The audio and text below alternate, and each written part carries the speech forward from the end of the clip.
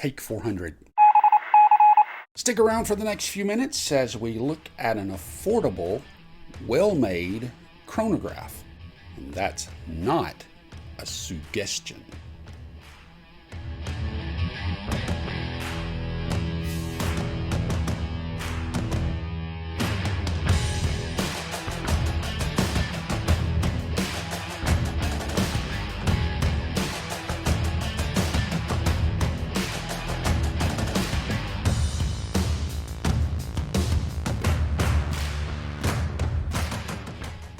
Welcome back to the Humble Horologist. My name is Anthony, and I am your Humble Horologist.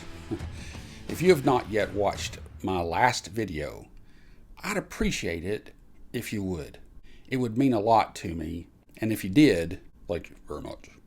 But as I promised in the last video, this time we're going to be looking at a watch sent to me by a subscriber, Rohan the Righteous. At least that's what I'm going to call him. He suggested I review this watch because I did not own one like it, nor had I ever seen this brand in person. On top of that, I had never had the privilege to handle a true manual chronograph before. So, what brand of watch did Rohan the Righteous suggest I review? Sugess? Get it? Suggest a Sugess? Okay, so it's not that funny, fine. But neither is this watch. What we have here is the Sugess Chrono Heritage S419 Special Dial. It is a $260 manual wind chronograph that's a very nice homage to a much more expensive timepiece. Let me put it this way. If imitation is the sincerest form of flattery, then what we're looking at is the sincerest flattery of a Zenith Chronomaster. Specifically, the Chronomaster Revival reference 03A384-400-3817.M3817. And would you believe I memorized that whole reference number all by myself? No, don't believe it. It's powered by the El Primero 400 automatic movement, but we'll talk about that movement in el momento. Now, being that the venerable Zenith Chronomaster is a $9,000 watch, I don't have one in my $20 imitation leather watch box with which we can compare. However, thanks to Al Gore's internet, we can look at pictures.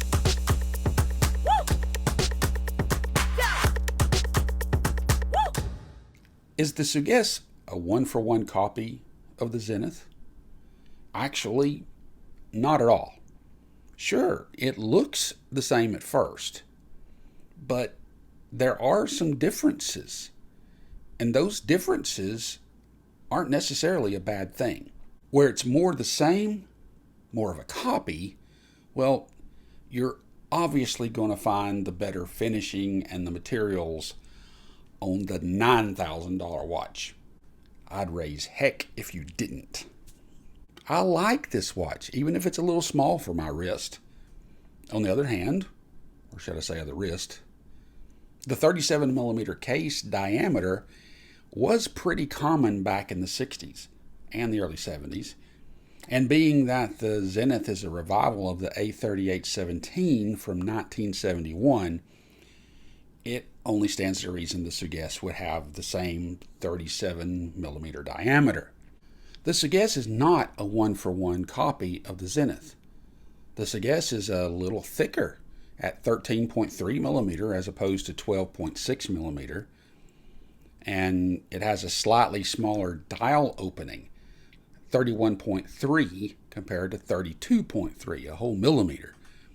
And even though both cases are stainless steel, the appearance of the Zenith benefits from a rhodium coating, giving it more of a white gold sheen.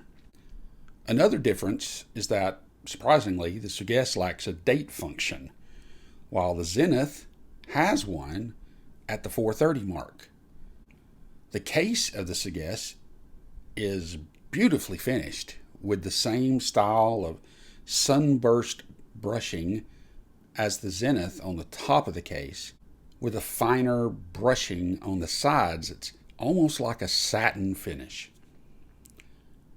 And similar to the Zenith, there's a highly polished chamfered edge down both sides.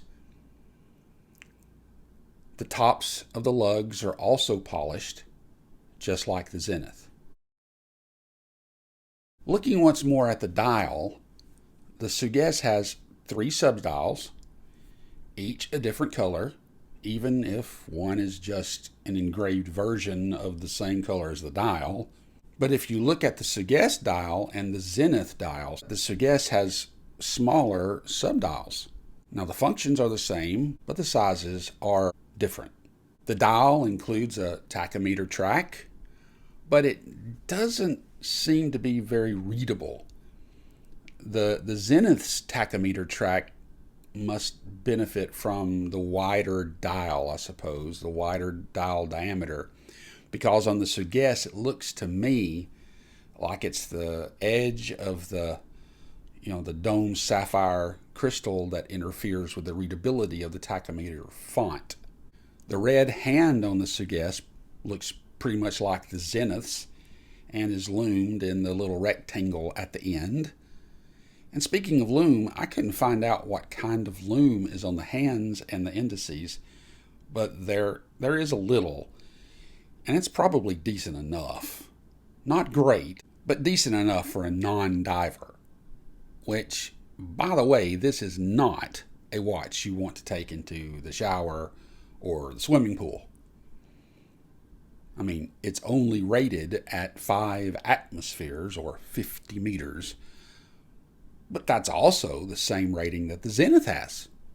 So there's that. So all in all, my opinion, from the surface of the sapphire crystal all the way down to the finely brushed sides of the case, from lug to lug, this is a beautiful watch that certainly flatters the original. Now let's look at the back. What we have is a screw-down exhibition case back that allows us to admire a legendary relic of days gone by.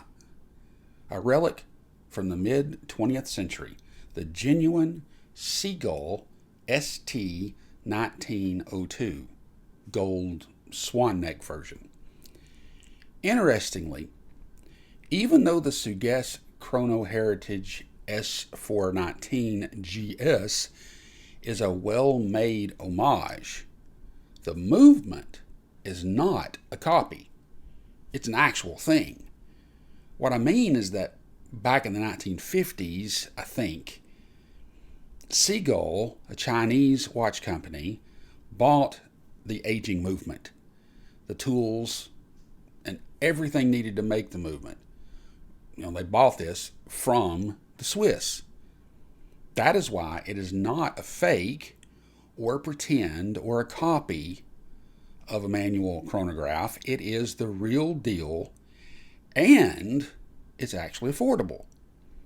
It might not be as well made as the modern Swiss movement might be, like the one found in watches costing at least 30 or 40 times more, but it is a manual chronograph.